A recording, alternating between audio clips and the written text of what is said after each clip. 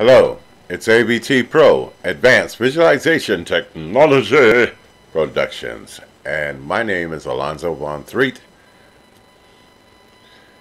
And what I'm going to do is show you how I did this particular part or object. I call it a boot. It very much reminds me of like Gundam.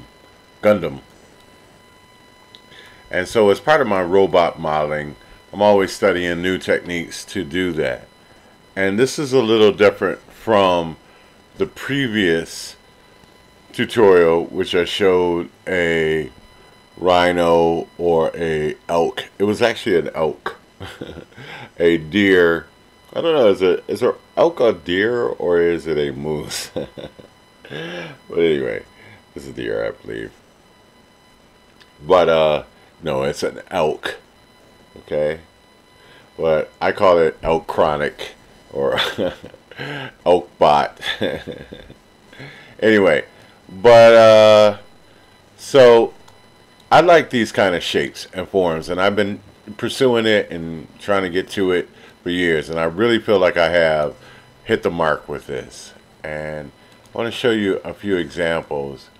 Now, this is more or less the other type of techniques that I use as in the rhino, but so this one's a bit soft, too soft, and I like a little bit of a little sharpness and crispness to it, bit pristine. But sometimes I'm not as, for this I wouldn't be as technically concerned with that, because you can do it as you go along and you'll learn it. And also there's some extrusions on it, different ways of building the shape. I also like this consistent medium quality. It's a high grade quality, but it's a very animatable, usable type of quality.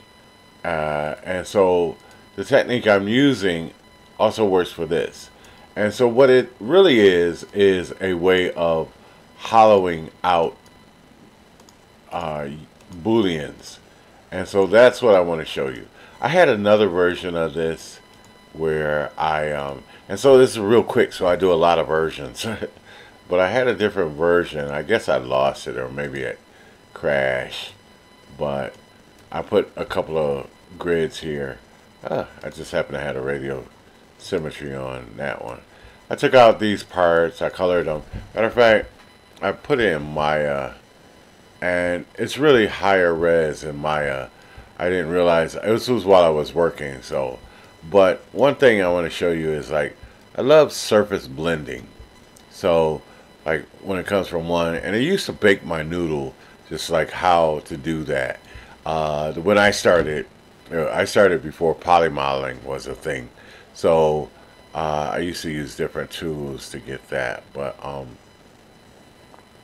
it was kind of complex. And so I don't know. This is Dynamesh down, and this is quadrangulated, but it's a very high res.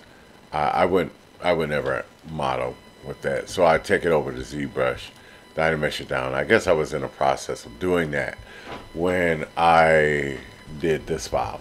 So what I want to show you is how I got to this, and it's a little different, as I was saying, than the previous technique, where it was really dependent on building the form and blending forms.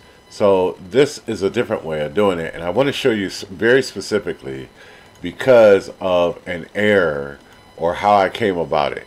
So now let me restart this here and hopefully get rid of all these models.